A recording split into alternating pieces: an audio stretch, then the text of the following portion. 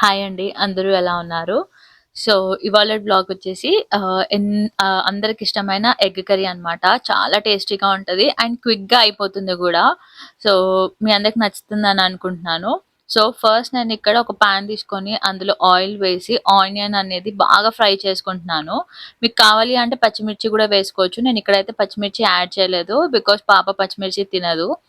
So, ఇక్కడ ఇంకా నేను మంచిగా ఆనియన్ ఎంత ఫ్రై చేస్తే కర్రీ అంత టేస్ట్ ఉంటది. మంచిగా ఫ్రై చేసుకోవాలి. లైక్ గోల్డెన్ బ్రౌన్ కలర్ వచ్చేలాగా ఫ్రై చేసుకొని, దాంట్లో కొంచెం అల్లం వెల్లుల్లి పేస్ట్ అండ్ పసుపు వేసుకొని గూడా మంచిగా పచ్చివాసన పోయేంత వరకి మంచిగా ఫ్రై చేసుకోవాలి.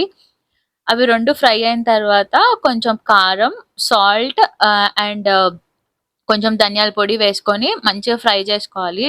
కర్రీ ఎలా అంటే ఆనియన్ మొత్తం దగ్గరకయ్యి ఇట్లా ఆయిల్ అనేది పైకి తేలాలనమాట. అప్పటి వరకి మంచిగా ఫ్రై చేసుకోవాలి.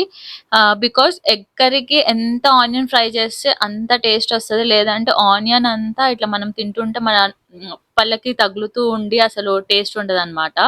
సో, ఆయిల్ అంతా కొంచెం పైకి తేలుతూ ఉండాలి.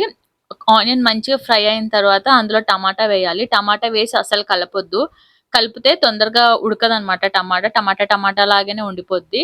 అందుకే కొంచెం ఇలా వేసి ఒక 10-20 సెకండ్స్ అలా పక్కకు పెట్టేసిన తర్వాత టమాటో అనేది మంచిగా ఫ్రై అయిపోద్ది. ఫ్రై అయిన తర్వాత మీకు ఎన్ని ఎగ్స్ కావాలో లైక్ మీరు ఎంతమందున్నారో లైక్ అన్ని ఎగ్స్ మీరు క్వాంటిటీ తీసుకోవచ్చు.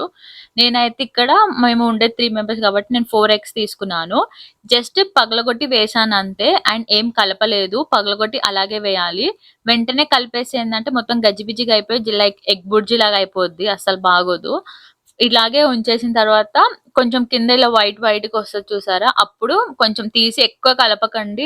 జస్ట్ లైట్‌గా ఇలా మీద ఇలా కలిపి ఇంకా తర్వాత అలా వదిలేస్తే ఎగ్ అనేది మంచిగా ఫ్రై అయిపోయి చాలా క్రిస్పీగా ఉంటది కొంచెం. సో, ఇలా అయిన తర్వాత ఇంకేంటి తీసి పక్కకు వేసుకొని వేడి వేడి అన్నంలో తింటే ఆహా! టేస్ట్ చాలా బావుంటది. ఐ హోప్ మీ అందరికి ఈ వీడియో నచ్చిందని అనుకుంటున్నాను. ప్లీజ్ ఇది మాత్రం ట్రై చేయండి. ట్రై చేసి ఎలా వచ్చిందో నాకు కింద కామెంట్ చేయడం మాత్రం మర్చిపోకండి. See you in the next vlog. Bye.